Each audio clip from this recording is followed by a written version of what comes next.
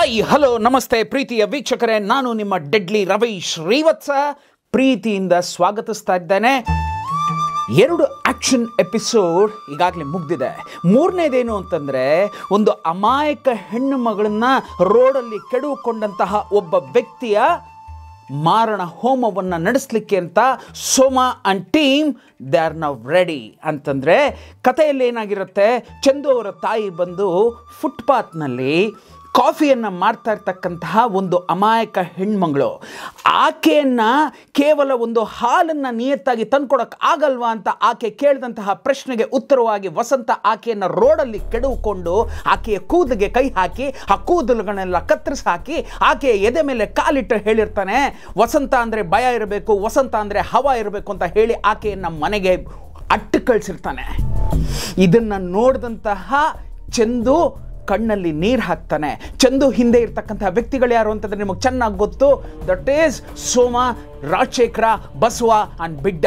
ಸೋಮ ಆಕೆಗೆ 2ನೆಯ ತಾಯಿಯ ಸ್ಥಾನವನ್ನು ಕೊಟ್ಟಿರ್ತಾನೆ. ಅಂತಂದರೆ ಹಸು ಅಂತ ಬಂದಂಥವ್ರಿಗೆ ಕೈತುತ್ತು ಹಾಕಿ ಬೆಳೆಸಿದಂತಹ ತಾಯಿ, ಕೈತುತ್ತು ಹಾಕಿ ಸಾಕ್ತಾ ಇರುವಂತಹ ತಾಯಿ, ಕೈತುತ್ತು ಹಾಕಿ ಪೋಷಿಸ್ತಾ ಇರುವಂತಹ ತಾಯಿ, ಆ ತಾಯಿಯ ಕೂದಲಿಗೆ ಕೈ ಹಾಕದಂತಹ ನನ್ನ ಮಕ್ಕಳನ್ನ ನಾವಿವತ್ತು ಬಿಡಬೇಕಾ ಅಂತ ಬಿಡ್ಡನ್ನು ಕೇಳಿದಾಗ ಬಿಡ್ಡ ಒಂದು ಮಾತು ಹೇಳ್ತಾನೆ, ಸೋಮ ಈಗ ತಾನೇ ಜೈಲು ಗೀಲು ಅಂತೆಲ್ಲ ಮುಗಿಸ್ಕೊಂಡು ಹೊರಗೆ ಬಂದಿದ್ದೀವಿ, ಈಗ ಬೇಕಾ ಅಂತ ಕೇಳಿದಾಗಲೂ ಕೂಡ ಆ ತಾಯಿ ಮೇಲಿದ್ದಂತಹ ಮಮಕಾರ, ಆ ತಾಯಿ ಮೇಲಿದ್ದಂತಹ ಪ್ರೀತಿ ಇದೆಯಲ್ರಿ, ಅದು ಸೋಮನ್ನ ಬಿಡಲಿಲ್ಲ. ಸೋಮ ಒಂದೇ ಮಾತು ಕೇಳ್ತಾನೆ, ವಸಂತನ ಅಡ್ಡ ಎಲ್ಲಿ? Yes, we are now going to the 3rd action, the killing of Vasanta. ಇಲ್ಲಿ ಏನಾಗುತ್ತೆ ಅಂತಂದರೆ, ಈ ಕಂಟೋನ್ಮೆಂಟಿಂದ ಸ್ವಲ್ಪ ದೂರದಲ್ಲಿ ಹೋದರೆ ಅದು ಯಾವುದೋ ಒಂದು ಊರು ಬರುತ್ತೆ. I think if I am not wrong it Bagalur, ಅದೇನೋ ಒಂದು ಊರು ಬರುತ್ತೆ. ಅಲ್ಲಿ ನನಗೆ ಚೆನ್ನಾಗಿ ನೆನಪಿದೆ, ಅದು MLA ರಾಜಣ್ಣ ಅವರ ಫಾರ್ಮ್ ಹೌಸ್. ನಾವು ಆ ಫಾರ್ಮ್ ಹೌಸನ್ನು ನಾವು ಸೆಲೆಕ್ಟ್ ಮಾಡ್ಕೊಂಡಿದ್ದಕ್ಕೆ ಕಾರಣ ಏನು ಅಂತಂದರೆ, it is in a remote place. ಅಲ್ಲಿ ಹೋಗಿ ನಾವು ಶೂಟಿಂಗ್ ಮಾಡಿದ್ರೆ ಯಾರು ತೊಂದರೆನೂ ಇರಲ್ಲ ಅಂತ. ಎರಡನೇದೇನು ಅಂತಂದರೆ, ಅಲ್ಲಿ ಕಟ್ಟಿದ್ದಂತಹ ಸೀಮೆ ಹಸುಗಳಿದೆಯಲ್ಲ, ಹತ್ತತ್ರ ಒಂದು 30 ಹಸುಗಳಿತ್ತು ಕಣ್ರಿ, ತುಂಬ ಚೆನ್ನಾಗಿತ್ತು. ಅಲ್ಲಿ ನಾವು ಹೋಗಿ ನಾನು ಮತ್ತು ನನ್ನ ಕ್ಯಾಮ್ರಾಮನ್ ಮತ್ತು ನನ್ನ ಆರ್ಟ್ ಡೈರೆಕ್ಟರ್ ಏನು ಮಾಡಿರ್ತೀವಿ ಅಂತಂದರೆ, ಅದು ಕೊಟ್ಟಿಗೆ ಬಂದು ಮನೆಯ ಅಡ್ಜಸೆಂಟಾಗಿ ಈ ಪಕ್ಕದಲ್ಲಿದೆ. ನಾವೇನು ಮಾಡಿರ್ತೀವಿ ಅಂತಂದರೆ, ಅಲ್ಲಿ ಹೋಗಿ ಕೊಟ್ಟಿಗೆಯಲ್ಲೇ ಆ ಒಂದು ಜಾಗದಲ್ಲೇ ಒಂದು ಪುಟ್ಟದಾಗ ಒಂದು ಶೆಡ್ ಥರ ಹಾಕ್ತೀವಿ. ನೀವಿಲ್ಲಿ ನೋಡ್ಬೋದು, ವಸಂತ ಅಲ್ಲೇ ಒಂದು ತಟ್ಟಕೆ ಥರ ಹಾಕ್ಕೊಂಡು ಅಲ್ಲಿ ಮಲಗಿರ್ತಾನೆ. ಅಂದರೆ ಈ ಡಾಬಾಗಳ ಮುಂದೆ ಹಾಕಿರ್ತಾರೆ ನೋಡಿ, ಹಗ್ಗದ ಮಂಚ, ಆ ಮಂಚದ ಮೇಲೆ ಮಲಗೋ ಥರ ಅವನಿಗೊಂದು ಮಂಚವನ್ನು ಮಾಡಿಸಿ, ಆ ಹಿಂಭಾಗದಲ್ಲಿ ಒಂದು ಪುಟ್ಟದಾಗ ಒಂದು ಶೆಡ್ ಥರ ಹಾಕಿಸಿ, ಇಲ್ಲಿ ಹಸುಗಳನ್ನೆಲ್ಲ ಈ ಥರದ್ದೆಲ್ಲ ನಾವು ರೆಡಿ ಮಾಡ್ಕೊಂಡಿದ್ವಿ. ನೀವು ನೋಡಿ, ಆ ಶೆಡ್ ಪಕ್ಕದಲ್ಲಿ ಒಂದು ಗೋಡೆ ಕಾಣ್ತಾ ಇದೆಯಲ್ಲ, ಆ ಗೋಡೆಯ ಒಳಗಡೆ ಭಾಗದಲ್ಲಿ ಹಸುಗಳನ್ನು ಕಟ್ತಾ ಇದ್ದಂತಹ ಜಾಗ ಅದು. ನಾವೀಗೇನು ಮಾಡ್ತೇವೆ, ಎಲ್ಲರೂ ಆ್ಯಸ್ ಇಟ್ ಈಸ್ ಬೆಳಗ್ಗೆ ಎದ್ದು ಹೊರಟು ಎಲ್ಲ ಸೆಟ್ಲ್ ಆಗ್ತೇವೆ. ಒಂದಷ್ಟು ಹುಡುಗರುಗಳು ಇನ್ನೂ ಬರಬೇಕಾಗಿರುತ್ತೆ, ಯಾಕೆಂತಂದರೆ ಅದು ತುಂಬ ದೂರ. ಐ ಥಿಂಕ್ ಅಲ್ಲಿಂದ ಕಂಟೋನ್ಮೆಂಟಿಂದ ಒಂದು 30 to 40 ಕಿಲೋಮೀಟರ್ಸ್ ಒಳಗಡೆ ಇಂಟೀರಿಯರ್ಗೆ ನಾವು ಟ್ರಾವೆಲ್ ಮಾಡಬೇಕಾಗಿದ್ದರಿಂದ, ಜೂನಿಯರ್ ಆರ್ಟಿಸ್ಟ್, ಒಂದಷ್ಟು ಜನ ಫೈಟರ್ಸ್ ಇವರೆಲ್ಲ ಬರಬೇಕಾಗಿದ್ದರಿಂದ, ನಾನು ಮತ್ತು ಮ್ಯಾಥ್ಯೂ ಏನು ಮಾಡ್ತೀವಿ ಅಂತಂದರೆ, let's plan a small scene. ನಿಮಗೆ ನೆನಪಿರ್ಬೋದು, ಸುಬ್ರಮಣಿ ಅಂತಂದರೆ ಪುಷ್ಪನ ತಮ್ಮನನ್ನು ಹೊಡೆದಾಗ, ಇದು ರಿಯಲ್ ಸ್ಟೋರಿನಲ್ಲಿ ಸುಬ್ರಮಣಿಯನ ಯಾವ ರೀತಿ ಅಟ್ಯಾಕ್ ಮಾಡಿರ್ತಾನೆ ಸೋಮ ಅಂತಂದರೆ, ಇಲ್ಲಿ ಜಯನಗರ್ 4th ಬ್ಲಾಕಲ್ಲಿ ಸ್ಕೂಟ್ರ್ ಮೇಲೆ ಬರ್ತಾ ಇರಬೇಕಾದ್ರೆ ಅವನ ಮೇಲೆ ಹೊಡೆದಂತಹ ಆ ತಲ್ವಾರ್ ಅಂತಂದರೆ ಆ ಲಾಂಗಿನ ಏಟಿದೆಯಲ್ರಿ, ಅದು ಹೆಲ್ಮೆಟ್ಟನ್ನು ಸೀಳ್ಕೊಂಡು ಬಂದು ತಲೆಯ ಒಳಗಡೆ ಕಚ್ಕೊಂಡಿರುತ್ತೆ. ನಾವು ಅದನ್ನೆಲ್ಲ ನಾವು ಮಾಡಲೇ ಇಲ್ಲ, ಘನಘೋರ ಇವೆಲ್ಲ. ನಾವೇನು ಮಾಡಿದ್ವಿ, ಒಂದು ಕಬಡ್ಡಿ ಮ್ಯಾಚ್ ಅಂತ ಇಟ್ಟು, ಆ ಕಬಡ್ಡಿ ಮ್ಯಾಚಲ್ಲಿ ನಿನ್ನ ಅಮ್ಮ ಅಂತ ಹೇಳಿದಕ್ಕೋಸ್ಕರ ಕೆಳಗಡೆಯಿಂದ ಬಂದು ಪಂಚ್ ಮಾಡ್ತಾನೆ, ಆ ನಾಲ್ಗೆ ಫ್ಲಿಪ್ ಆಫ್ ಆಗಿರುತ್ತೆ. ಇದನ್ನೆಲ್ಲ ಹೇಳಿ ಅವನನ್ನು ಒಂದಷ್ಟು ನಾವು ಬಿಲ್ಡ್ ಮಾಡಿರ್ತೀವಲ್ಲ, ಅದು ಆದಮೇಲೆ ದ ಮೇನ್ 4 ವಿಲನ್ಸ್ ಅಂತ ಏನಿರ್ತಾರೆ, one is Vasanta, one is Petenaga, one is Kullanarayana, last is Pushpa. ಇವ್ರದ್ದೆಲ್ಲ ರಿಯಾಕ್ಷನ್ಸ್ ಬಿಲ್ಡ್ ಮಾಡಬೇಕಲ್ಲ. ಈಗ ಒಂದು ಕ್ಯಾರೆಕ್ಟರ್ಗೆ ಬಂದು ಗೊತ್ತಾಗುತ್ತೆ ಏನು ಅಂತಂದರೆ, ಪುಷ್ಪನ ತಮ್ಮ ಮಣಿಗೆ ಹೊಡೆದ್ಬಿಟ್ಟಿದ್ದಾರೆ ಅಂತ ಅದನ್ನು ಎಸ್ಟಾಬ್ಲಿಷ್ ಮಾಡಬೇಕು. And that is the introduction of Vasanta ಅನ್ನೋದೊಂದು ಇತ್ತಲ್ಲ. ನಾವೇನು ಮಾಡಿದ್ವಿ, ನಾನು ಮತ್ತು ನನ್ನ ಮ್ಯಾಥ್ಯೂ ರಾಜನ್ ಏನು ಮಾಡಿದ್ವಿ, ಈ ಕೊಟ್ಟಿಗೆಯನ್ನೇ ಯೂಸ್ ಮಾಡ್ಕೊಳ್ಳೋಣ. ವಸಂತ ಅಲ್ಲಿ ಹಾಲು ಕರಿತಾ ಇರ್ತಾನೆ. ಹಾಲು ಕರಿತಾ ಇರ್ಬೇಕಾದ್ರೆ ವಸಂತಣ ವಸಂತಣ ಅಂತ ಒಂದು ಸೌಂಡ್ ಬಂತು ಅಂತಂದರೆ, ಹಸುಗಳ ಕಾಲಿಂದ ಒಂದು ಕ್ಯಾರೆಕ್ಟರ್ ಹಾಗೆ ಓಪನ್ ಆಗುತ್ತೆ. ಅಲ್ಲಿಂದ ಸ್ವಲ್ಪ ಡಚ್ಚಲ್ಲಿ ಹಂಗಿಟ್ಟು ಒಂದು ರಷ್ಯನ್ ಆಂಗಲ್ ಇಟ್ಟ ಅಂತಂದರೆ ವಸಂತನ ಕ್ಯಾರೆಕ್ಟರ್ನ ಇಂಟ್ರೊಡ್ಯೂಸ್ ಮಾಡೋಣ ಅಂತೆಲ್ಲ ಏನು ಪ್ಲ್ಯಾನ್ ಮಾಡಿದ್ವಿ, ಅದನ್ನು ಎಕ್ಸಿಕ್ಯೂಟ್ ಮಾಡಿಬಿಡೋಣ ಅಂತ ಕೇಳ್ಕೊಂಡ್ವಿ. ಇದು ಮಾಡಬೇಕಾಗತ್ತೆ. ಯಾಕೆ ಅಂತಂದರೆ, ಟೈಮ್ ಸಿಕ್ಕಿದಾಗ, ನಮ್ಗೆ ಎಲ್ಲಿ ಅವಕಾಶಗಳು ಸಿಕ್ಕಿದಾಗ ಶೂಟಿಂಗ್ ಅಂದರೆ ಏನು ಅಂತಂದರೆ ಒಂದೊಂದು ಗಂಟೆಗಳ ಕಾಲದಲ್ಲಿ, ಆಗಿನ ಕಾಲದಲ್ಲಿ 10,000 ರೂಪಾಯಿ ಖರ್ಚಾಗ್ತಾ ಇದ್ದಂತಹ ದಿನಗಳದು. ಕೂತ್ಕೊಂಡು ಆಟ ಆಡಲಿಕ್ಕೆ ನಾವು ಸಾಧ್ಯನೇ ಇಲ್ಲ. ಆ ನಿಟ್ಟಿನಲ್ಲಿ ಏನು ಮಾಡಿದ್ವಿ ಅಂತಂದರೆ, we will start the scene ಅಂತ ಹೇಳಿದ್ವಿ. ಅದಕ್ಕೊಂದು ಕ್ಯಾರೆಕ್ಟರ್ ಬೇಕಾಗಿತ್ತು. ನನ್ನ assistant director, I think he's my 3rd or 4th assistant director, Raghavendra ಅಂತ ನನಗೆ ತುಂಬ ಚೆನ್ನಾಗಿ ನೆನಪಿದೆ. ಈಗ ಆತ ಮೋಸ್ಟ್ ಪ್ರಾಬಬಲಿ ಜರ್ನಲಿಸ್ಟಾಗಿ ಏನೋ ಕೆಲಸ ಮಾಡ್ತಿದ್ದಾರೆ ಅಂತ ಅನಿಸುತ್ತೆ. ಅವನಿಗೆ ಹೇಳಿದೆ, ನೀನು ಓಡ್ ಬಾ, ವಸಂತಣ್ಣ ಅಂತ ಹೇಳು, ಅವ್ರು ಬರ್ತಾರೆ. ಹೀಗಾಗಿ ಬಾಬಾ ತಮ್ಮ, ನೋಡಿ ನನಗೆ ಅದೇ ಬರುತ್ತೆ, ಪುಷ್ಪನ್ ತಮ್ಮ ಮಣಿಗೆ ಹೊಡೆದ್ಬಿಟ್ಟಿದ್ದಾರೆ, ಇದು ರಿಯಲ್ ಡೈಲಾಗ್. ಆಮೇಲೆ ಡಬ್ ಮಾಡಿಸಿದ್ದು ಬಾಬನ್ ತಮ್ಮ ಮಣಿಗೆ ಹೊಡೆದ್ಬಿಟ್ಟಿದ್ದಾರೆ, ಇದಿತ್ತು. ಸೊ ಮ್ಯಾಥ್ಯೂ ರಾಜನ್ ಏನು ಮಾಡ್ತಾರೆ, ಅವ್ರಿಗೂ ಕೂಡ ಒಂದು ಆಸೆ ಇರುತ್ತಲ್ರಿ, ಒಂದು ಸಿನಿಮಾಟೋಗ್ರಾಫರ್ ಆಗಿ ಅವ್ರಿಗೂ ಒಂದು ಆಸೆ ಇರುತ್ತೆ. ಕೊಟ್ಟಿಗೆ ಒಳಗಡೆ ಡೈರೆಕ್ಟಾಗಿ ಲೈಟ್ ಇದೆ, ಒಂಥರ ಚೆನ್ನಾಗಿ ಕಾಣ್ತಾ ಇಲ್ಲ, ಏನಾರು ಒಂದು ಮಾಡಬೇಕು. ಸಡನ್ನಾಗಿ ಏನು ಮಾಡಿದ್ವಿ, ಇದನ್ನೇನಾರು ಒಂದು ಡೆಕೋರೇಟ್ ಮಾಡಬೇಕಲ್ಲ, ಏನು ಮಾಡ್ಬೋದು ಅಂತಂದರೆ, ಈ ಹೊಟ್ಟು ಬೂಸ ಎಲ್ಲ ತರಿಸ್ತಾರೆ ಗೊತ್ತಾ, ಅಂದರೆ ದ ಗನಿ ಬ್ಯಾಗ್ಸ್. ಆ ಗನಿ ಬ್ಯಾಗ್ಸ್ ಒಳಗಡೆ ಎಲ್ಲ ತಂದು ಒಂದಷ್ಟು ಮೂಲೆಯಲ್ಲಿ ಒಂದು 100-150 ಗನಿ ಬ್ಯಾಗ್ಸ್ ಬಿಸಾಕಿದ್ರು. ಸಡನ್ನಾಗಿ ಆನಂದನ್ ಕರೆದು, ಏನು ಮಾಡ್ಬೋದು ಆನಂದ, ಏನು ಮಾಡ್ಬೋದು ಮ್ಯಾಥ್ಯೂ ರಾಜನ್ ಅವರೇ ಅಂತ ಕೇಳಿದ ತಕ್ಷಣ, give me a small time ಅಂತ ಹೇಳಿ ಸಡನ್ನಾಗಿ ಆನಂದಂಗೆ ಹೇಳಿ ಆ ಗನಿ ಬ್ಯಾಗ್ ಎಲ್ಲ ಕುಯ್ದಾಕು ಅಂತೆಲ್ಲ ಹೇಳಿ 2 ಅಡಿ ಇದ್ದಂತಹ ಗನಿ ಬ್ಯಾಗ್ನ ಓಪನ್ ಮಾಡಿದ್ರೆ ಈಗ 5 ಅಡಿ ಆಗುತ್ತೆ, ಈ ಕಡೆ ಓಪನ್ ಮಾಡಿದ್ರೆ ಒಂದು 6 ಅಡಿ ಆಗುತ್ತೆ. ಇದನ್ನೆಲ್ಲ ಏನು ಮಾಡಿದ್ವಿ ಅಂದರೆ, ಸೈಡ್ಸಿಗೆ ಕಟ್ಕೋತಾ ಪಾಸ್ ಮಾಡಿದ್ವಿ. ಸಡನ್ನಾಗಿ ಎಲ್ಲೋ ಒಂದು ಕಡೆ ತುಂಬ ಚೆನ್ನಾಗಿತ್ತು. ನಾನೇನು ಮಾಡ್ತು ಅಂತಂದರೆ, ಪೈಪಿಂದ ಮೇಲ್ಗಡೆಯಿಂದ ಪೈಪನ್ನು ತಳಿಸಿ ಎಲ್ಲ ಮಾಡಿ ನೀರು ಬಿಡ್ತು ಅಂತಂದರೆ, ಒಂದು ನೀರು ಮೇಲಿಂದ ಡ್ರಾಪ್ ಔಟ್ ಆಗ್ತಾ ಇರುತ್ತೆ. This are all the way of, ಅದೇನೋ ಹೇಳ್ತಾರಲ್ಲ, ಆ ಸೀನನ್ನು, ಆ ಸಿನಾರಿಯೋನ, ರಿಚ್ನೆಸ್ನ ಯಾವ ರೀತಿಯೆಲ್ಲ ಬಿಲ್ಡ್ ಮಾಡ್ಕೋಬಹುದು ಅನ್ನೋದು ಆ ಕ್ಷಣದಲ್ಲಿ ಹುಟ್ಟುವಂತಹ ಸಣ್ಣ ಐಡಿಯಾ. ಇದನ್ನೆಲ್ಲ ಇನ್ಕಾರ್ಪೊರೇಟ್ ಮಾಡ್ಕೊಂಡು ಏನು ಮಾಡಿದ್ವಿ ಅಂತಂದರೆ, ಆ ಕಡೆ ಎಲ್ಲ ಇದು ಮಾಡಿದ್ವಿ. ಮ್ಯಾಥ್ಯೂ ಅಲ್ಲಲ್ಲೇ ಮಧ್ಯದಲ್ಲಿ ಹೋಗಿ ಎಲ್ಲ ಬೇಬಿ ಜೂನಿಯರ್ಸ್ ಅದನ್ನೆಲ್ಲ ಇಟ್ಟು ಒಂದು ಸೋರ್ಸ್ ಲೈಟ್ ಥರ ಪಾಸ್ ಮಾಡಿದ್ರು. ಎಲ್ಲವೂ ಆಯಿತು. ಒಂದು ಹಾಫ್ ಆನ್ ಅವರ್ ಟು 45 ಮಿನಿಟ್ಸಲ್ಲಿ ಇದೆಲ್ಲ ಪಕ್ಕ ಪ್ಲ್ಯಾನ್ ಮಾಡಿ ಶಾರ್ಟ್ ವಾಸ್ ರೆಡಿ. ಏನು ಅಂತಂದರೆ, ಆ ಹುಡುಗ ಓಡ್ ಬರ್ತಾನೆ, ವಸಂತಣ್ಣ ಅಂತಂದರೆ, ಈಗ ದಪ್ ಅಂತ ಓಪನ್ ಮಾಡಿದ್ರೆ ಆ ವಸಂತ ಅನ್ನೋ ಕೋಟೆ ಪ್ರಭಾಕರ್ ಕ್ಯಾರೆಕ್ಟರ್ ಏನಿದೆ, ಆ ಹಸುಗಳ ಮಧ್ಯದಲ್ಲಿ ಆ ಹಸುಗಳ ಕಾಲುಗಳ ಮಧ್ಯದಲ್ಲಿ ಕೆಚ್ಚಲಿಗೆ ಕೈ ಹಾಕಿ ಹಾಲನ್ನು ಏನು ಕರಿತಿರ್ತಾರೆ, ಆ ವ್ಯಕ್ತಿ ಈಗ ಹೊರಗೆ ಬಂತು ಅಂದರೆ, ದಟ್ ಈಸ್ ಇಂಟ್ರಡಕ್ಷನ್ ಆಫ್ ಕೋಟೆ ಪ್ರಭಾಕರ್. ಏನು ಅಂತಂದರೆ, ಈ ಥರ ಪುಷ್ಪನ ತಮ್ಮ ಮಣಿಯನ್ನು ಹೊಡೆದ್ಬಿಟ್ಟಿದ್ದಾರೆ ಅಂದಿದ ತಕ್ಷಣ ಕೋಪ ಮಾಡ್ಕೊಂಡು ರಾಪ್ ಅಂತ ಎದ್ದೇಳ್ತಾರೆ. ಅದೊಂದು ಶಾರ್ಟ್ ಪಿಕ್ಚರೈಸ್ ಮಾಡಬೇಕಾಗಿತ್ತು, ಪಿಕ್ಚರೈಸ್ ಮಾಡಿಬಿಟ್ವಿ. ಅಂದರೆ ನಮಗೊಂದು ಸೀನ್ ಮುಗೀತು ಅಂತ ಲೆಕ್ಕ. ಇದಾಗೋ ಅಷ್ಟೊತ್ತಿಗೂ ಹುಡುಗರೆಲ್ಲ ಬಂದಿದ್ದಾರೆ ಅಂತ ಗೊತ್ತಾಯಿತು. ಈಗ ನಾನು ಎಲ್ಲಿ ನಿಲ್ಲಿಸಿದ್ದೆ, ವಸಂತನ ಅಡ್ಡ ಎಲ್ಲಿ ಅಂತ ಕೇಳುವಂತಹ ಸೋಮನ ಆ ಸಂಭಾಷಣೆ ಮೇಲೆ ನಿಲ್ಲಿಸಿದ್ದೆ ಅಲ್ವಾ. ಕಟ್ ಮಾಡ್ತು ಅಂತಂದರೆ, ಈಗ 5 ಜನ ದ ಡೆಡ್ಲಿ 5 men ಆರ್ಮಿ ಏನಿದೆ, ಅವರೆಲ್ಲ ವಸಂತನ ಅಡ್ಡಕ್ಕೆ ನುಗ್ತಾರೆ. ಅವತ್ತು ನಾನು ಏನು ಮಾಡ್ತೀನಿ ಅಂತಂದರೆ, ಪ್ರಕಾಶನನ್ನು ಮುಂದೆ ನಿಲ್ಲಿಸಿ 4 ಜನಕ್ಕೆ ಹಿಂದಕ್ಕೆ ಬಿಡ್ತೇನೆ. ಅಂದರೆ Prakash should lead the team ಅಂತ. ಯಾಕೆ ಅಂತಂದರೆ, ಇಲ್ಲಿ ಕ್ರೋಧಿತನಾಗಿರೋದು ಮತ್ತು ನಿಜವಾಗ್ಲೂ ಏಟು ತಿಂದಂತಹ ವ್ಯಕ್ತಿ, ನಿಜವಾಗ್ಲೂ ಇವತ್ತು ಹಸಿದು ಏನಾರು ಮಾಡಲೇಬೇಕು, ಈ ನನ್ನ ಮಕ್ಕಳಿಗೆ ನಾನು ಬುದ್ಧಿ ಕಲಿಸ್ಬೇಕು ಅಂತ ಇರುವಂಥ ವ್ಯಕ್ತಿ ಯಾರು ಅಂತಂದರೆ ಚಂದು. ಕರೆಕ್ಟಾ? ಕಥೆಯ ಪ್ರಕಾರ, ಒರಿಜಿನಲ್ ಕತೆ ಪ್ರಕಾರ ಬಿಡಿ, ಅದು ಹೊಡೆದಿದ್ದೇ ಬೇರೆ, ಅದೇನೇನೋ ಆಗಿದ್ದೇ ಬೇರೆ. ಆ ಕಥೆಯನ್ನು ನಾನು ಮುಟ್ಟೇ ಇಲ್ಲ. ಇಲ್ಲಿ ನನ್ನ ಕಥೆಯಲ್ಲಿ ರವಿ ಶ್ರೀವತ್ಸನ ಕಥೆಯಲ್ಲಿ ಏನಾಗಿರುತ್ತೆ ಅಂತಂದರೆ, ಯಾವಾಗ ಚಂದು ತಾಯಿಯನ್ನು ಅವನು ಮುಟ್ಬಿಟ್ಟಿರ್ತಾನೋ, ಈಗ ಏನಾಗತ್ತೆ, ಚಂದು ತನ್ನ ಸ್ನೇಹಿತರನ್ನ ಕರ್ಕೊಂಡು ವಸಂತನ ಅಡ್ಡಕ್ಕೆ ನುಗ್ತಾನೆ. He is leading. ಸಡನ್ನಾಗಿ ಮಂಜು ಅವ್ರು ಬರ್ತಾರೆ, ಕೆರೀತಾರೆ, ಸರ್ ಇದೇನು ಸರ್ ಇದು, ಅವನು ಕಾಮಿಡಿಯನ್ನು ಸರ್, ಅವನು ನಮ್ಮ ಮುಂದೆ ಬಿಟ್ಬಿಟ್ಟು ಶಾರ್ಟ್ ತೆಗಿತಾ ಇದ್ದೀರಲ್ಲ ಸರ್ ಅಂತಂದರು. ಸರ್, ನನ್ನ ಸಿನಿಮಾದಲ್ಲಿ ಬುಲೆಟ್ ಪ್ರಕಾಶ್ ಕಮಿಡಿಯನ್ ಅಲ್ಲ ಸರ್. ಅವ್ನು ನಗ್ನಗ್ತಾ ಬಂದು ಸೇರಿಕೊಂಡ. ಆದರೆ ಇವತ್ತು ಅವನಲ್ಲೂ ಕೂಡ ರಕ್ತ ಕುದೀತಾ ಇದೆ. ಯಾಕೆ ಕಮಿಡಿಯನ್ಸಲ್ಲಿ ರಕ್ತ ಇಲ್ವಾ? ಯಾಕೆ ಜೋಕರ್ಸಲ್ಲಿ ಸೆಂಟಿಮೆಂಟ್ ಇಲ್ವಾ? ಎಮೋಷನ್ಸ್ ಇಲ್ವಾ? ನೋವಿಲ್ವಾ? ಆ ಥರ ಟ್ರೀಟ್ ಮಾಡಬೇಡಿ ನನ್ನ ಕ್ಯಾರೆಕ್ಟ್ರನ್ನ, ಬಿಟ್ಬಿಡಿ. ಅದನ್ನು ಸ್ಕ್ರೀನಲ್ಲಿ ನೋಡಿ ನಾಳೆ ಬೆಳಗ್ಗೆ. ಈ ಥರದ ಆಗಾಗ ಅಲ್ಲಲ್ಲಿ ಬರ್ತಾ ಇದ್ದಂತಹ ಪ್ರಶ್ನೆಗಳಿಗೆ ಉತ್ತರಗಳನ್ನ ಕೊಟ್ಕೊಂಡು ಸಂಭಾಳಿಸ್ಕೊಂಡು ಎಲ್ಲವನ್ನು ಮಾಡಿದಂತಹ ಸಿನಿಮಾ ಅದು. ಆ ನಿಟ್ಟಿನಲ್ಲಿ ಅವ್ನು ಬರ್ತಾಯಿತ್ತು ಅಂತಂದರೆ, ಆದಿಗೆ ಕೂಡ ಒಂದು ಸಣ್ಣ ಇದು ಅಳುಕು. ಏನು ಅಂತಂದರೆ, ರವಿ ಅವರು ನಮ್ಮ ಮುಂದೆ, ಹೌದಪ್ಪ ನೀವು ಹಿಂದೆ ಇರಬೇಕು. ಯಾವಾಗಲೂ ಶ್ರೀಕೃಷ್ಣ ಪರಮಾತ್ಮ ಮುಂದೆ ಕೂತಿದ್ದು, ಅರ್ಜುನನ್ನ ಹಿಂದೆ ಕೂರಿಸಿದ್ದು. ಅದು ಮಹಾಭಾರತ, ಇದು ನವಭಾರತ. ಕೃಷ್ಣ ಹಿಂದೆ ಇರ್ತಾನೆ, ಅರ್ಜುನನ ಮುಂದೆ ಹೋಗೋಕ್ಕೆ ಬಿಡ್ರಪ್ಪ, ಪರವಾಗಿಲ್ಲ, ಹೋಗಲಿ, ಅವನೇನು ಮಾಡ್ತಾನೆ ನೋಡೋಣ ಅಂತಂದೆ. ಎಲ್ಲ ಆಯಿತು, ಬಂದರು ಬಿಲ್ಡಪ್ಸ್ ಎಲ್ಲ ಆಗ್ತಾ ಇರಬೇಕಾದ್ರೆ ಅಲ್ಲಿ ಗೇಟ್ ಇಲ್ಲ, ಕಲ್ಲುಗಳು ಮಾತ್ರ ಇದೆ, ಎಲ್ಲವೂ ಆಗಿದೆ. ನಾವೇನು ಮಾಡಿಬಿಟ್ವಿ, ಕ್ಯಾಮ್ರಾವನ್ನು ಕಲ್ಲಿಂದ ದಾಟಿ ಆ ಕಡೆ ಹೋಗಿ ಇಟ್ಕೊಂಡು ಇವ್ರುಗಳೆಲ್ಲ ಎಂಟ್ರ್ ಆಗಬೇಕಲ್ಲ.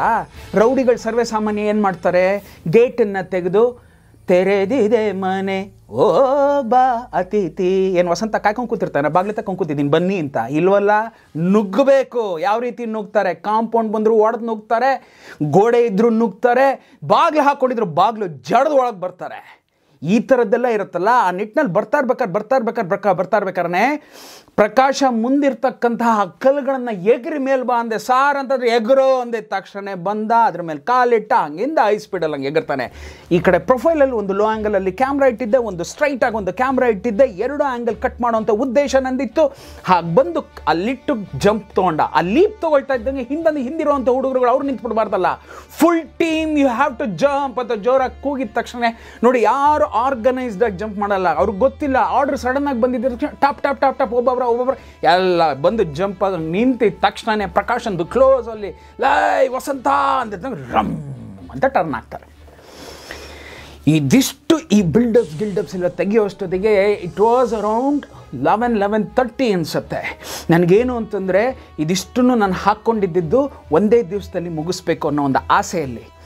ಮೇಜರ್ ಪೋರ್ಷನ್ ಮುಂದೆ ಇದೆ ರೀ, ಇದು ಬಿಲ್ಡಪ್ಸ್ ಅಷ್ಟೇ. ಈ ನಿಟ್ಟಿನಲ್ಲೆಲ್ಲ ಆಗತ್ತೆ. ಬರುತ್ತಾನೆ ವಸಂತ ಅಂತ ಕೂಗ್ತಾನೆ. ಅಲ್ಲಿ ನಮ್ಮ ಆನಂದ ಮುಂಡೆದು ಏನು ಮಾಡಿಬಿಟ್ಟಿತ್ತು ಅಂತಂದರೆ, ಅದೇ ನಾನು ಹೇಳಿದ್ನಲ್ಲ, ಅದು ಯಾವುದೋ ಈ ಡಾಬಾ ಇದು, ಅವನೇನು ಮಾಡಿಬಿಟ್ಟಿದ್ದ, ಅದೆಲ್ಲಿಂದನೂ ಎತ್ಕೊಂಬರೋದು ಯಾಕೆ ಅಂತ ಅಲ್ಲೇ ಇರೋವಂಥ ಒಂದು ಮರಗಳನ್ನ 4 ತೊಗೊಂಡು ಎಲ್ಲ ಹೊಡೆದು ಅದಕ್ಕೆ ಇದು ಮಾಡಿ ಅದೊಂದು ಮರದ ತಟಕೆ ಥರ ಹಾಕ್ಬಿಟ್ಟು ಅದ್ರ ಮೇಲೆ ಮಲಗಿಸ್ಬಿಟ್ಟಿದ್ದ. ನೀವು ನೋಡಿ, ಕೋಟೆ ಪ್ರಭಾಕರ್ ಎದ್ದೇಳ್ಬೇಕಾರೆ ಮಂಚ ಹಿಂಗೆ ಅಲ್ಲಾಡುತ್ತೆ. ನಾನು ಕೇಳಿದೆ ಆನಂದ ಏನು ಅಂತ. ಅಣ್ಣ ಪ್ಲೀಸ್ ಅಣ್ಣ, ಅಡ್ಜಸ್ಟ್ ಅಣ್ಣ ಪ್ಲೀಸ್ ಅಣ್ಣ ಅಂತಂದ. ಆ ಮಂಚ ಹಿಂಗೆ ಅಲ್ಲಾಡುತ್ತೆ, ಬಟ್ ದೇವ್ರದಿಂದ ಮುರಿದೋಗ್ಲಿಲ್ಲ. ಆ ನಿಟ್ಟಿನಲ್ಲಿ ಮೇಲಿಂದ ಎದ್ದು ಬಂದು ವಸಂತ ಮತ್ತು ಇವರಿಬ್ಬರಿಗೂ ಫೇಸ್ ಟು ಫೇಸ್ ಹಂಗೆ ನಿಂತ್ಕೊಳ್ಳುತ್ತೆ. ಎಲ್ಲವೂ ಆಗತ್ತೆ. ಇಲ್ಲೇನಾಗುತ್ತೆ, ಬಂದು ನಿಂತಿದ ತಕ್ಷಣ ಅಲ್ಲೊಂದು 2-3 ಡೈಲಾಗ್ಗಳು ಇದ್ದಾವೆ ಅನಿಸುತ್ತೆ. ಮಾತಾಡ್ತಾ ಅಲ್ಲಿ ಬಂದ ತಕ್ಷಣ ಕೈಲಾಗದ ಹೆಣ್ಮಗಳು ಅವಳ ಮೇಲೆ ಹೋಗಿ ಕೈ ಮಾಡಿ ಬಂದಿದ್ಯಾ, ಗಂಡಸೇನೋ ನೀನು ಅಂತಂದರೆ, ನಿಮ್ಮಮ್ಮನ್ನ ಕಳಿಸು, ನಾನೇನು ಅಂತ ತೋರಿಸ್ತೀನಿ ಅನ್ನೋ ಜಾಗದಲ್ಲಿ ತಿರ್ಗಾ ಏನೋ ಅವ್ರು ಅಂದರು ಸೆನ್ಸಾರ್ ಆಫೀಸ್ ಅಂದರೆ, ನಿಮ್ಮ ಮನೆಯಲ್ಲಿ ಹೆಣ್ಮಕ್ಳಿದ್ರೆ ಕೇಳು, ಅವ್ರು ಹೇಳ್ತಾರೆ ಈ ಥರದ್ದು ಏನೋ ಬರ್ದು. ಅಲ್ಲಿಂದ ಗಲಾಟೆಗಳ ಆವಾಜ್ಗಳು ಶುರು ಆಗಿ ಯಾವಾಗ first time, the very first time in the whole film ಒಗ್ರಾನೆಮ್ಮವನ್ ಅಂತ ಯಾವಾಗ ಅಂದರೆ ಮಣಿದಾಯಿತು, ಈಗ 2ನೇದು ಇದಾಯಿತು. ಅದಕ್ಕೆ ಹೇಳ್ತಾನೆ ಸೋಮ, ಎಲ್ಲೋ ಪ್ರತಿಯೊಂದು ವಿಷಯಕ್ಕೂ ಮೊದಲಿರೋ ಅಮ್ಮನ ಅಕ್ಕನ ಹೊರಗೆ ಕರಿತಿರಲ್ಲ, ಗಂಡಸ್ರೇನ್ರೋ ನೀವು ಅಂತಲೇ ಕೇಳೋದು. ನಾನು ಆ್ಯಸ್ ಅ ರೈಟರ್ ಅದನ್ನೇ ಕೇಳ್ತೀನಿ. ತಾಕತ್ತಿದ್ರೆ ಗಂಡಸಾಗಿ ಗಂಡಸನ್ನ ಇಟ್ಕೊಂಡು ಮಾತಾಡಬೇಕೆ ಹೊರತಾಗಿ ಹೆಣ್ಣು ಮಕ್ಕಳನ್ನ ಇಟ್ಕೊಂಡು ಮಾತಾಡೋದಿದೆಯಲ್ಲ, ಅದು ಗಂಡಸ್ತನನೇ ಅಲ್ಲ, ಅದು ನಾಮರ್ತನ. ಇನ್ನೂ ಒಂದು ಹೆಜ್ಜೆ ಮುಂದೆ ಹೋಯ್ತು ಅಂತಂದರೆ ಡುತನ. ಅದು ಮಾಡಬಾರ್ದು. If at all you want to fight head on. ಗಂಡಸಿಗೆ ಗಂಡಸು ತೊಡೆ ತಟ್ಟಿದ್ರೆ ಅದು ಗಂಡಸ್ತನ ಅಲ್ವಾ? ಹೆಣ್ಮಕ್ಳನ್ನ ಮುಂದಿಟ್ಕೊಂಡು ಮಾತಾಡೋದಿದೆಯಲ್ಲ, ಅದು ನಾಮರ್ದತನ. ಅದನ್ನೇ ಸೋಮ ಹೇಳ್ತಾನೆ, ಅದನ್ನೇ ರವಿ ಶ್ರೀವತ್ಸನು ಬರೆದಿದ್ದು. ಅಮ್ಮ ಅಕ್ಕನ್ನ ಯಾಕೆ ತರ್ತೀರಾ ಅನ್ನೋ ತರದ್ರಲ್ಲೇ ಅಲ್ಲಿ ಒಂದು ಓಂಕಾರದ ಮಂತ್ರವನ್ನು ಹಾಕಿ ಸೋಮನ ಮೇಲೆ ಚಾರ್ಜ್ ಮಾಡ್ತೀವಿ. ಒಗ್ರಾನೆಮ್ಮವನ ತಕ್ಷಣ ಒಳಗಡೆ ಇರುವಂತಹ ಈಶ್ವರ, ಒಳಗಡೆ ಇರತಕ್ಕಂತಹ ಮಹೇಶ್ವರ, ಒಳಗಡೆ ಇರತಕ್ಕಂತಹ ಓಂಕಾರ, ಒಳಗಡೆ ಇರತಕ್ಕಂತಹ ಒಂದು ಆ ಕ್ರೋಧ ಇದೆಯಲ್ಲ, ಅದನ್ನು ಟೆಂಪ್ಟ್ ಮಾಡ್ದ. ಅದಾಗಿದ್ದ ತಕ್ಷಣವೇ ಈಗಲೂ ಹೇಳ್ತಾ ಇದ್ದೀನಿ, ಬಂದುಬಿಡು ಅಂತ ಕೇಳಿದ್ರೆ ವಾಗ ಅಂತೇಳಿ ಯಾವಾಗ ತಳ್ತಾನೋ, ನನಗೆ ಅಲ್ಲಿ ತುಂಬ ಚೆನ್ನಾಗಿ ಇಷ್ಟವಾದಂತಹ ಒಂದಷ್ಟು ಶಾರ್ಟ್ಸ್ ತೆಗಿಲಿಕ್ಕೆ ಅನುಕೂಲ ಆಯಿತು. ಏನು ಅಂತಂದರೆ, ಆ ಕೊಟ್ಟಿಗೆಯ ಮೂಲೆಯಲ್ಲಿ ಒಂದು 10-15 ದಿವಸದಿಂದ ಶೇಖರಣೆ ಆಗಿರ್ತಕ್ಕಂತಹ ಸಗಣಿಯನ್ನೆಲ್ಲ ಒಂದು ಕಡೆ ಹಾಕಿರ್ತಾರೆ. ಯಾಕೆ ಅಂತಂದರೆ gobar gas. Yes, now I got it. Gobar ಗ್ಯಾಸ್ಗೆ ಈ ಸಗಣಿಯನ್ನು ಯೂಸ್ ಮಾಡ್ತಾರೆ. ರಾಜಣ್ಣವ್ರ ಮನೆಯಲ್ಲಿ ಆ ಗೋಬರ್ ಗ್ಯಾಸಿಂದನೇ ಒಂದಷ್ಟು ಕೆಲಸಗಳು ನಡೀತಾ ಇತ್ತು. ಆ ಕೊಟ್ಟಿಗೆ, ಆ ಫಾರ್ಮ್ ಹೌಸ್, ಅದಕ್ಕೆಲ್ಲ ಇದು 15 ದಿವಸದಿಂದ ಶೇಖರಣೆ ಆಗಿರೋಂಥ ಒಂದಿದು. ಅದ್ರ ಮೇಲೆ ಹೋಗಿ ಈಗ ಆದಿತ್ಯ ಬೀಳಬೇಕು. ಆದಿತ್ಯ ನನ್ನ ಮುಖ ನೋಡಿ ನಾ ಹೇಳಿದ್ನಲ್ಲ, ಪ್ರತಿ ಹಂತದಲ್ಲೂ ಆದಿಗೆ ಇಟ್ ವಾಸ್, ಅದೇನೋ ಹೇಳ್ತಾರೆ, ಅಗ್ನಿ ಪರೀಕ್ಷೆ. ಈ ಥರ ಎಲ್ಲ ಪಾಪ ಆದಿ ಅನುಭವಿಸಿರುವಂಥ ಜೀವನೇ ಅಲ್ಲ.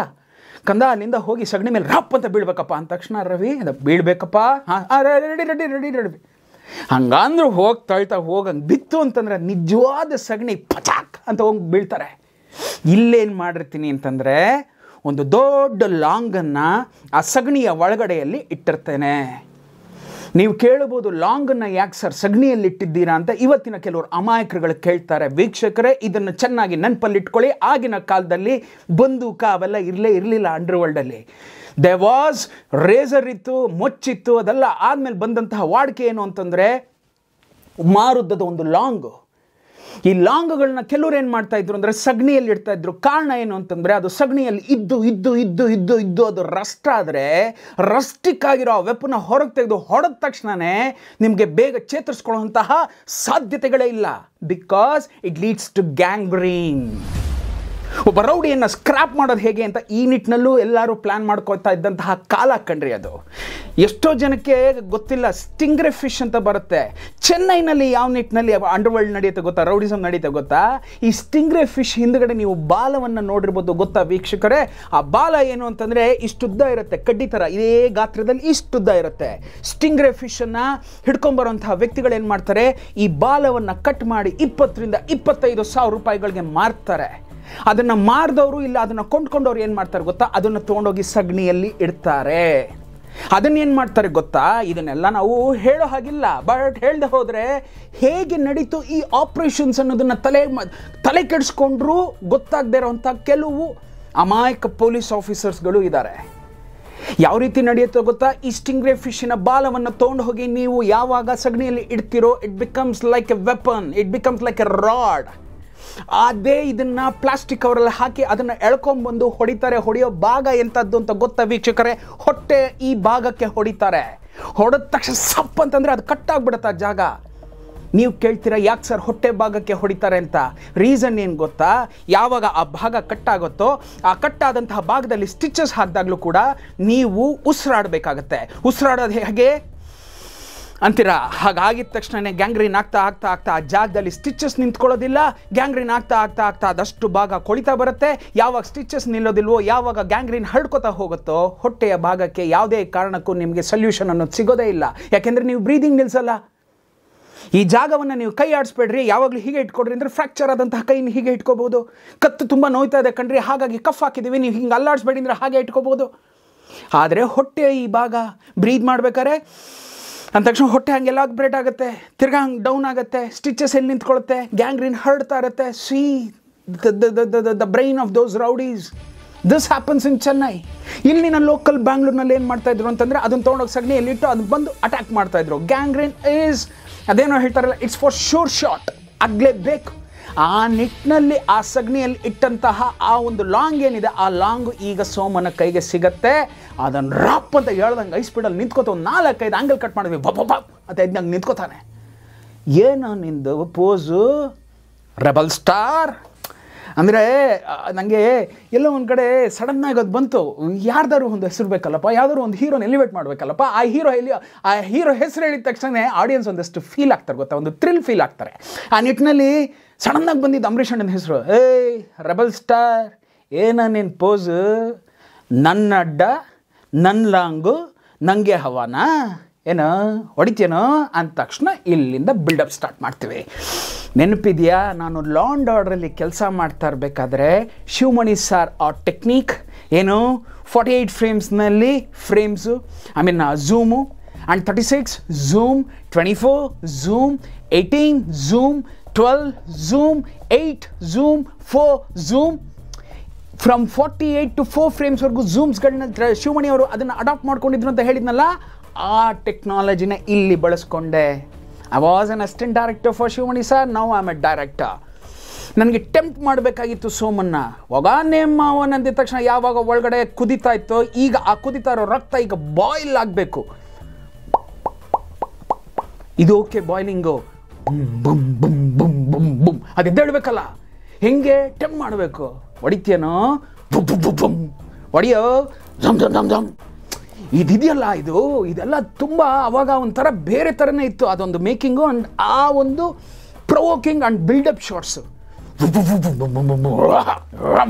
ಈ ಥರ ಶಾರ್ಟ್ಸ್ಗಳಿತ್ತಲ್ಲ ಅದೆಲ್ಲ ಅಮೇಝಿಂಗ್ ಆಗಿತ್ತು. ಎಲ್ಲವೂ ಆಯಿತು.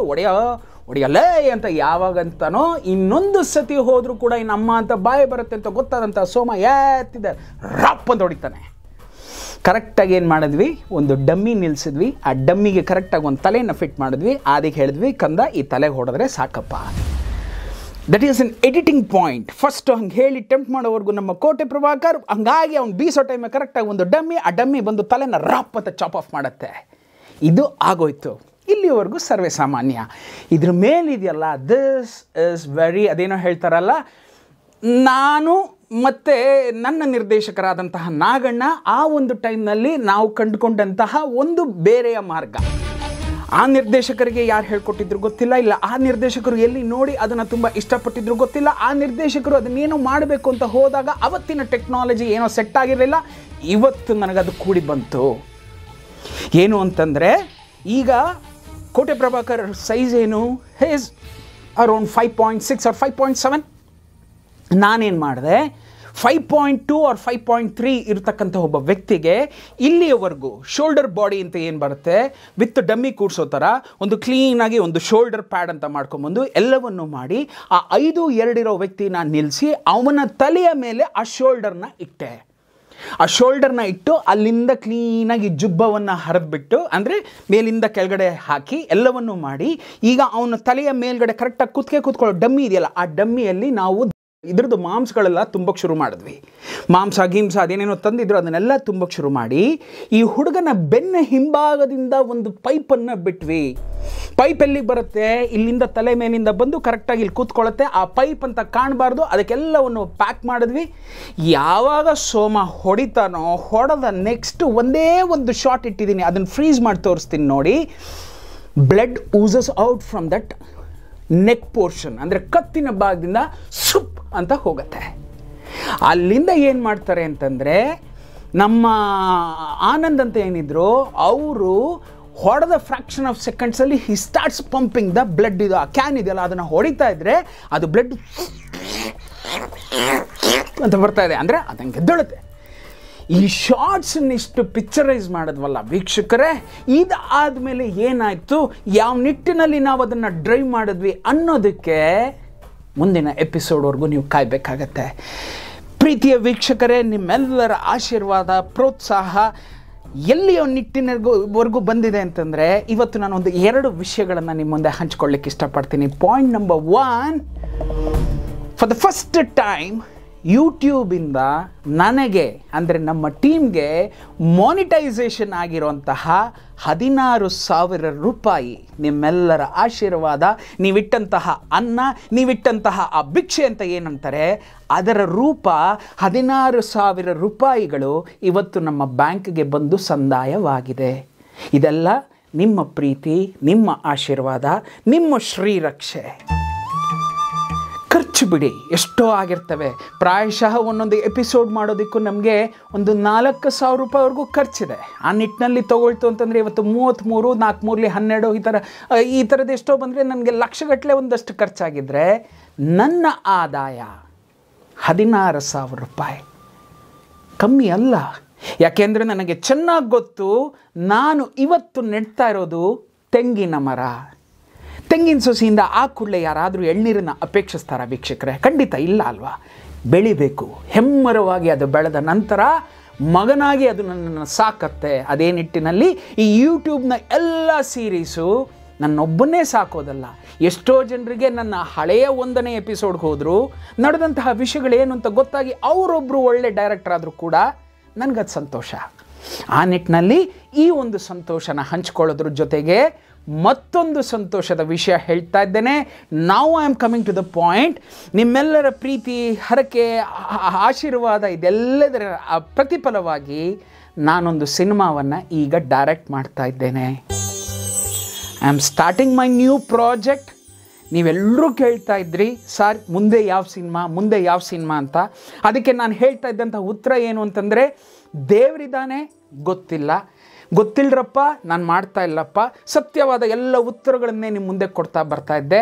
ಇವತ್ತು ನಡೀತಾ ಇರುವಂಥ ಮತ್ತೊಂದು ಸತ್ಯದ ಒಂದು ಸಂತೋಷದ ಸುದ್ದಿ ಏನು ಅಂತಂದರೆ, ರವೀಶ್ ಶ್ರೀವತ್ಸನ್ಗೆ ಒಬ್ಬ ನಿರ್ಮಾಪಕ, ಈ ನಿರ್ಮಾಪಕ ಯಾರು ಅಂತ ಗೊತ್ತಾ? ತುಂಬ ಸಂತೋಷದಿಂದ ಹೇಳ್ಕೊಳ್ತಾ ಇದ್ದೇನೆ. ನನ್ನ ಡೆಡ್ಲಿ ಸೋಮ ಚಿತ್ರದ ನಿರ್ಮಾಪಕರಾದಂತಹ ರಾಜಣ್ಣ ಅವರು, ಶೋಭಾ ರಾಜಣ್ಣ ಅವರು ನನಗೊಂದು ಸಿನಿಮಾವನ್ನು ಡೈರೆಕ್ಟ್ ಮಾಡುವಂತಹ ಅವಕಾಶವನ್ನು ಕೊಟ್ಟಿದ್ದಾರೆ. ಮೊನ್ನೆ ಅಷ್ಟೇ ಓಂಕಾರವನ್ನು ಹಾಕಿದ್ದೇವೆ. ಈಗ ಕೆಲಸವನ್ನು ಶುರು ಮಾಡ್ತಾ ಇದ್ದೇವೆ. ಅತಿ ಶೀಘ್ರದಲ್ಲೇ ಎಲ್ಲವನ್ನು ಮಾಡಿ ನಿಮ್ಮ ಮುಂದೆ ತಂದಿಡ್ತೇನೆ. ನಾನು ಈಗ ಈ ವಿಷಯಗಳನ್ನು ಹೇಳಿದ ಮೇಲೆ ಎಷ್ಟೋ ಜನರಿಗೆ ಹೇಳಿದ್ದೆ, ಅಣ್ಣಂದ್ರ ಅಪ್ಪಂದ್ರ ನಾನೇನಾದರೂ ಸಿನಿಮಾ ಮಾಡಿದ್ರೆ ಖಂಡಿತವಾಗ್ಲೂ ಆ ದಿನಗಳಲ್ಲಿ ಆ ಕ್ಷಣಗಳಲ್ಲಿ ನಿಮ್ಮನ್ನು ನಾನು ಕರೆಸ್ಕೋತೀನಿ ಅಂತ ಹೇಳಿದ್ದೆ, ನೆನಪಿದೆಯಾ? ಆ ನಿಟ್ಟಿನಲ್ಲಿ ದಯವಿಟ್ಟು ನಿಮ್ಮೆಲ್ರಿಗೂ ಹೇಳ್ತಾ ಇದ್ದೇನೆ, ನನ್ನ ನಂಬರ್ ಕೆಳಗಡೆ ಡಿಸ್ಪ್ಲೇ ಆಗಿದೆ. ಆ ನಂಬರ್ಗೆ ಫೋನ್ ಮಾಡಿ. ನೀವು ಕಲಾವಿದರ ನನಗೆ ಫೋನ್ ಮಾಡಿ, ನೀವು ಅಸಿಸ್ಟೆಂಟ್ ಡೈರೆಕ್ಟ್ರಾ ನನಗೆ ಫೋನ್ ಮಾಡಿ, ನೀವು ಆರ್ಟ್ ಡೈರೆಕ್ಟ್ರಾ ನನಗೆ ಫೋನ್ ಮಾಡಿ, ನೀವು ಸಿನಿಮಾ ರಂಗದಲ್ಲಿ ಏನಾದ್ರು ಮಾಡಬೇಕು ಅನ್ನೋ ಆಸೆ ಇದೆಯಾ ನನಗೆ ಫೋನ್ ಮಾಡಿ. ಸಾಲದ್ದಕ್ಕೆ ನನ್ನ ಆಫೀಸ್ ನಂಬರ್ ಕೂಡ ನಾನೀಗ ನಿಮಗೆ ಕೊಡ್ತಾ ಇದ್ದೇನೆ, ದಯವಿಟ್ಟು ಬರ್ಕೊಳ್ಳಿ. ನನ್ನ office address Saubhagyalakshmi films number 70, Saubhagyalakshmi films number 70, opposite to Century Indus Apartments, opposite to Century Indus Apartments, Bemel Layout, 10th stage, Bemel Layout, 10th stage, Rajarajeshwari Nagara, 560098, Rajarajeshwari Nagar 560098. ಇದು ನಾನು ಕೆಲಸ ಮಾಡ್ತಾ ಇರುವಂತಹ ಆ ಆಫೀಸ್ನ ಅಡ್ರೆಸ್. ದಯವಿಟ್ಟು ನಿಮ್ಮ ರೆಸ್ಯೂಮ್ ಆಗಿರ್ಬೋದು, ನಿಮ್ಮ ಪೋರ್ಟ್ಫೋಲಿಯೋ ಆಗಿರ್ಬೋದು, ನಿಮಗೆ ಏನೇ ಅನಿಸಿರ್ಬೋದು, ಆ ಥರ ಏನೇ ಮಾತಾಡಬೇಕು ಅಂತಂದರೆ ನನಗೆ ಕರೆ ಮಾಡಿ, ನಾನೇ ಫೋನ್ ರಿಸೀವ್ ಮಾಡ್ತೀನಿ. ನಿಮ್ಮ ಈ ವಿಷಯಗಳನ್ನು ಏನಾದರೂ ತಲುಪಿಸ್ಬೇಕು ಅಂತ ಆಸೆ ಇದ್ದರೆ ಈ ಅಡ್ರೆಸ್ಗೆ ಪೋಸ್ಟ್ಗಳನ್ನ ಕಳಿಸಿ ಅಂತ ಹೇಳ್ತಾ, ಇನ್ನೇನು ಬೇಕಪ್ಪ, ಎಲ್ಲವೂ ನೀವೇ, ಆದಿಯೂ ನೀವೇ, ಅಂತ್ಯವೂ ನೀವೇ ಅಂತ ಎಲ್ಲವನ್ನು ತಂದು ನಿಮ್ಮ ಮುಂದೆ ಇಟ್ಟಿದ್ದೇನೆ. ವಸಂತನ ಮರ್ಡರ್ ಅರ್ಧದಲ್ಲಿ ನಿಲ್ಲಿಸಿದ್ದೀನಿ. ನನ್ನ ಬ್ಯಾಂಕ್ಗೆ ಬಂದಂಥ 16,000 ರೂಪಾಯಿ ಅದನ್ನು ನಿಮ್ಮ ಮುಂದೆ ತಂದಿಟ್ಟಿದ್ದೇನೆ. ನನಗೆ ನನ್ನ ನಿರ್ಮಾಪಕರು ಕೊಟ್ಟಂತಹ ಭಿಕ್ಷೆ ಈ ಒಂದು ಹೊಸ ಸಿನಿಮಾ ಮಾಡ್ತಾ ಇದ್ದೇನೆ ಅಂತ ಹೇಳ್ತಾ ಇದ್ದೇನೆ. ಇಷ್ಟೆಲ್ಲ ಇರಬೇಕಾದ್ರೆ ಇನ್ನೇನು, life is happening very good. ಅದಕ್ಕೆ ಹೇಳೋದು, ಯಾರು ಏನೇ ಅಂದರು, ಏನೇ ಮಾಡಿದ್ರು, ನನ್ನ ಎಲ್ಲ ನೋವುಗಳನ್ನು ನಾನು ಇಟ್ಕೋತಾ ಇದ್ದಿದ್ದು ಯಾರ ಮುಂದೆ ಅಂತಂದರೆ, ಜನ್ಮ ಕೊಟ್ಟ ನನ್ನ ತಂದೆ ತಾಯಿ, ನನ್ನನ್ನು ರಕ್ಷಿಸ್ತಾ ಇರೋ ನನ್ನ ದೇವರು, ದೇವರೊಬ್ಬ ಇರುವ, ಅವನೆಲ್ಲ ನೋಡುತ್ತಿರುವ, ಅವನೇ ಕೊಡ್ತಾನೆ ಉತ್ತರ, ಎಲ್ಲದಕ್ಕೂ ಅವನೇ ಕೊಡ್ತಾನೆ. I am now 51 but still I am starting my galloping ನಾವು. ಅಂದರೆ ಈಗ ಕುದುರೆ ಹೇಳ್ತಾ ಇದ್ದೀನಿ. ನನಗೆ ನಿಮ್ಮ ಆಶೀರ್ವಾದ ಬೇಕು, ನನಗೆ ನಿಮ್ಮ ಪ್ರೋತ್ಸಾಹ ಬೇಕು. ಹೋಗ್ಬಿಟ್ಟು ಬರ್ತೀನಿ. Page 34, I am going to be in front of you. Goodbye. ಅರೆ ಪ್ರೀತಿಯ ವೀಕ್ಷಕರೇ, ಹೊಟ್ಬಿಟ್ರ? ನಾನಿನ್ನೂ ಇಲ್ಲೇ ಇದ್ದೀನಿ ಕಣ್ರಿ. ಕತ್ಲೆ ಆಗೋಯ್ತು ಅಂತ ಕೂಡಲೇ ಜೀವನ ಮುಗಿದೋಯ್ತು ಅಂತ ಅರ್ಥ ಅಲ್ಲ. ಕತ್ತಲಲ್ಲೇ ಬೆಳಕನ್ನು ಹುಡುಕುವಂಥ ಪ್ರಯತ್ನಗಳು ನಡಿಬೇಕು ಅಂತ ಹಿರಿಯರು ಹೇಳ್ತಾರೆ.